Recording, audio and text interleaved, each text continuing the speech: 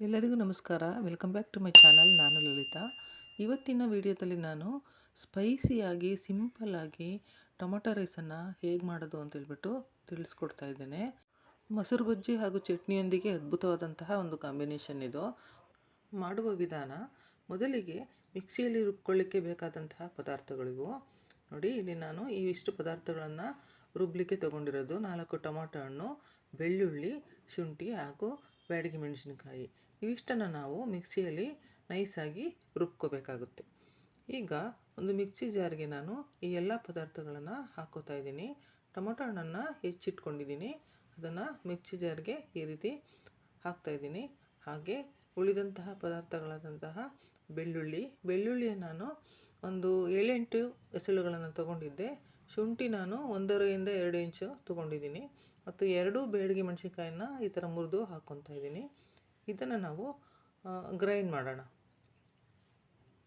ನೋಡಿ ಹೇಗೆ ಬಂದಿದೆ ಅಂತ ಹೇಳ್ಬಿಟ್ಟು ನೋಡೋಣ. ನೋಡಿ, ಈ ರೀತಿ ಆದರೆ ಸಾಕು.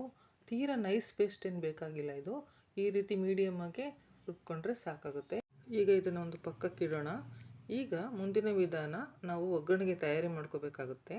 4ರಿಂದ 5 ಟೇಬಲ್ ಸ್ಪೂನಷ್ಟು ಆಯಿಲನ್ನು ಬಿಸಿ ಮಾಡ್ಕೊಳ್ಳೋಣ. ಬೇಕಂದರೆ ನೀವು ಹೆಚ್ಚಿಗೆ ಆಯಿಲ್ ಹಾಕ್ಕೋಬೋದು. ನಾನು ಇಷ್ಟು ಹಾಕ್ಕೊಂಡಿದ್ದೀನಿ, ನನಗೆ ಸಾಕು. ಈಗ ಇದಕ್ಕೆ ಚಕ್ಕೆ, ಲವಂಗ ಮತ್ತು ಒಂದು ಪಲಾವ್ ಪತ್ರನ ಸ್ವಲ್ಪ ಹಾಕ್ಕೊಂಡಿದ್ದೀನಿ.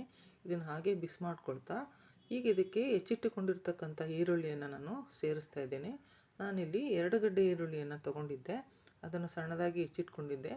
ಈಗ ಇದನ್ನು ಈ ಒಂದು ಕಡಾಯಿಗೆ ಸೇರಿಸಿ ನಿಧಾನವಾಗಿ ಲೋ ಫ್ಲೇಮಲ್ಲಿ ಇದನ್ನು ಫ್ರೈ ಮಾಡ್ಕೋಬೇಕಾಗುತ್ತೆ.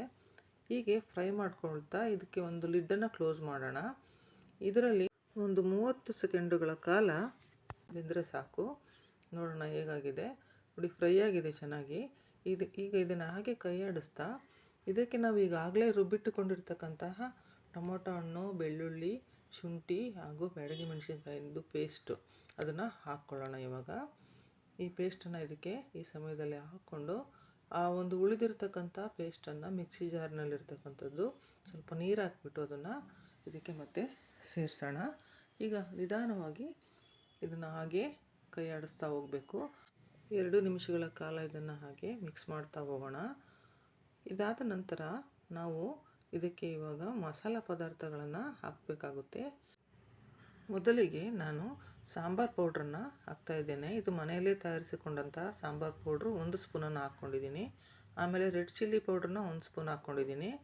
ಹಾಗೆ ಅರಿಶಿಣವನ್ನು ಕೂಡ ಅರ್ಧ ಸ್ಪೂನ್ ಹಾಕ್ಕೊಂಡಿದ್ದೀನಿ.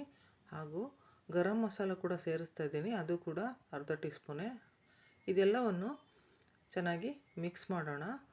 ಫ್ರೆಂಡ್ಸ್, ಇನ್ನೂ ಹೆಚ್ಚು ಸ್ಪೈಸಿಯಾಗಿರಬೇಕು ಅಂತಂದರೆ ನೀವು ಖಾರದ ಪುಡಿ ಇನ್ನೊಂದು ಸ್ವಲ್ಪ ಜಾಸ್ತಿ ಹಾಕ್ಕೋಬೋದು.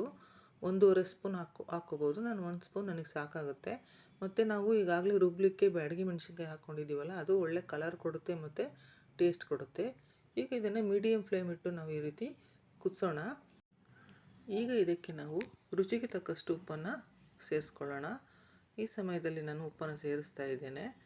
1 ಸ್ಪೂನು ಅಥವಾ 1.5 ಸ್ಪೂನು ಸಾಲ್ಟನ್ನು ಹಾಕ್ಕೊತಾ ಇದ್ದೀನಿ. ನಿಮಗೆ ಈ ಒಂದು ಸಮಯದಲ್ಲಿ ಟೇಸ್ಟ್ ನೋಡಿ ಸಾಲ್ಟನ್ನು ಹಾಕ್ಕೋಬೇಕಾಗುತ್ತೆ. ಗ್ರೇವಿ ತಿಕ್ಕಾಗಿರಬೇಕು ಅಂತಂತಂದರೆ ಇಷ್ಟೇ ಸಾಕು.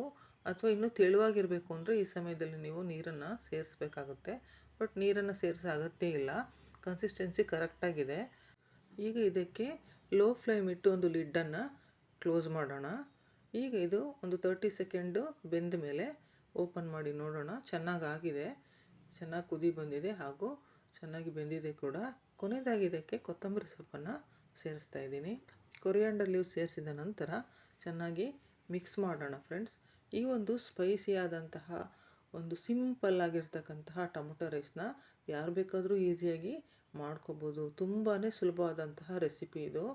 ನಾವು ಉದುರಾಗಿ ಅನ್ನವನ್ನು ಮಾಡಿಟ್ಕೊಂಡಿರಬೇಕು. ಮುಂಚೆನೇ ಅನ್ನವನ್ನು ಉದುರಾಗಿ ಮಾಡಿಟ್ಕೊಂಡು ಈ ರೀತಿ ಗೊಜ್ಜನ್ನು ತಯಾರು ಮಾಡಿಟ್ಕೊಂಡಿದ್ರೆ ನಾವು ಯಾವಾಗ ಬೇಕಾದರೂ ಅದನ್ನು ಅನ್ನಕ್ಕೆ ಕಲಿಸ್ಕೊಬೋದಾಗುತ್ತೆ. ಈಗ ನಾನು ಸ್ವಲ್ಪ ಈ ಒಂದು ಗೊಜ್ಜಿನಲ್ಲಿ, ಈ ಒಂದು ಗ್ರೇವಿಯಲ್ಲಿ ಸ್ವಲ್ಪ ಭಾಗವನ್ನು ನಾನು ಒಂದು ಚಿಕ್ಕ ಬೌಲ್ಗೆ ಎತ್ತಿಟ್ಕೊತಾ ಇದ್ದೀನಿ. ಯಾಕೆಂದರೆ ಎಷ್ಟು ಬೇಕೋ ಅಷ್ಟನ್ನು ಇವಾಗ ರೈಸನ್ನು ನಾನು ಇದಕ್ಕೆ ಕಲಸಿ ತೋರಿಸ್ತಾ ಇದ್ದೇನೆ. ನಮಗೇನಾದರೂ ಅರ್ಜೆಂಟಾಗಿ ತಿಂಡಿ ಮಾಡಬೇಕು, ಬ್ರೇಕ್ಫಾಸ್ಟ್ ಮಾಡಬೇಕು ಅಂತಿರುವಾಗ ಈ ಒಂದು ಗ್ರೇವಿ ಎತ್ತಿಟ್ಕೊಂಡಿರ್ತೀವಲ್ಲ, ಇದಿದ್ದರೆ ಸಾಕು. ನಾವು ಅನ್ನವನ್ನು ಮಾಡಿಕೊಂಡ್ರೆ ಸಾಕಾಗುತ್ತೆ. ಉದುರಾಗಿ ಅನ್ನವನ್ನು ಮಾಡಿಕೊಂಡು ಈ ಒಂದು ಗ್ರೇವಿಯನ್ನು ಅದಕ್ಕೆ ಕಲಿಸ್ಕೊಂಡು ನಾವು ಸ್ಪೈಸಿ ಆದಂತಹ ಸಿಂಪಲ್ ಆದಂತಹ ಒಂದು ಟೊಮೊಟೊ ರೈಸನ್ನು ಮಾಡಿಕೊಂಡು ತಿನ್ಬೋದು ಫ್ರೆಂಡ್ಸ್. ಇವಾಗ ಈ ಉಳಿದಂತಹ ಒಂದು ಗ್ರೇವಿಗೆ ನಾನು 1 ಪ್ಲೇಟ್ ಆಗುವಷ್ಟು ರೈಸನ್ನು ಆ್ಯಡ್ ಮಾಡ್ತಾಯಿದ್ದೇನೆ. ಅನ್ನವನ್ನು ಉದುರಾಗಿ ಚೆನ್ನಾಗಿ ಮಾಡ್ಕೊಂಡಿರಬೇಕು. ಈಗ ಇದನ್ನು ಚೆನ್ನಾಗಿ ಮಿಕ್ಸ್ ಮಾಡೋಣ. ಈ ರೀತಿಯಾಗಿ ನಿಧಾನವಾಗಿ ಮಿಕ್ಸ್ ಮಾಡೋಣ. ಈಗ ನೀವು ಈ ಸಮಯದಲ್ಲಿ ಸ್ಟವನ್ನು ಆಫ್ ಮಾಡ್ಕೋಬೋದು ಅಥವಾ ಲೋ ಫ್ಲೇಮಲ್ಲಾದ್ರೂ ಇಟ್ಕೋಬೋದು. ಅನ್ನ ಇದು ಸುಡ್ತಾ ಇದೆ, ಬಿಸಿ ಬಿಸಿಯಾಗಿರೋದ್ರಿಂದ ನಾನು ಸ್ಟವನ್ನು ಆಫ್ ಮಾಡಿಕೊಂಡೇ ಮಿಕ್ಸ್ ಮಾಡ್ಕೊಂಡಿದ್ದೀನಿ. ನೋಡಿ, ಮಿಕ್ಸ್ ಆಯಿತು, ಚೆನ್ನಾಗಿ ರೆಡಿ ಆಯಿತು ಕೂಡ.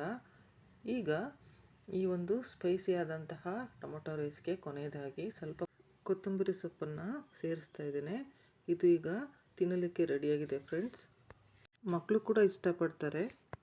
ತುಂಬಾ ಸ್ಪೈಸಿಯಾಗಿ ಸರಳವಾಗಿ ಇರ್ತಕ್ಕಂಥ ಈ ಒಂದು ಟೊಮೊಟೊ ರೈಸ್ ರೆಡಿಯಾಗಿದೆ ಫ್ರೆಂಡ್ಸ್. ಇದನ್ನು ನಿಮ್ಮ ಫ್ರೆಂಡ್ ಸರ್ಕಲಲ್ಲಿ ವಿಡಿಯೋನ ಶೇರ್ ಮಾಡಿ ಹಾಗೂ ಒಂದು ಲೈಕ್ ಕೊಡಿ ಫ್ರೆಂಡ್ಸ್. ಇದು ಮೊಸರು ಬಜ್ಜಿಯೊಂದಿಗೆ ತಿನ್ನಲು ತುಂಬ ಸೊಗಸಾಗಿರುತ್ತೆ. ಚಟ್ನಿ ಮಾಡಿಕೊಂಡಾದರೂ ತಿನ್ಬೋದು. ದಯವಿಟ್ಟು ಈ ಒಂದು ಸಿಂಪಲ್ ಮತ್ತು ಸ್ಪೈಸಿ ಆದಂತಹ ಟೊಮೊಟೊ ರೈಸ್ಗೆ ಲೈಕ್, ಶೇರ್, ಸಬ್ಸ್ಕ್ರೈಬ್ ಮಾಡಿ ಹಾಗೂ ಕಾಮೆಂಟ್ ತಿಳಿಸಿ. Thanks for watching. ಮತ್ತೆ ಸಿಗೋಣ.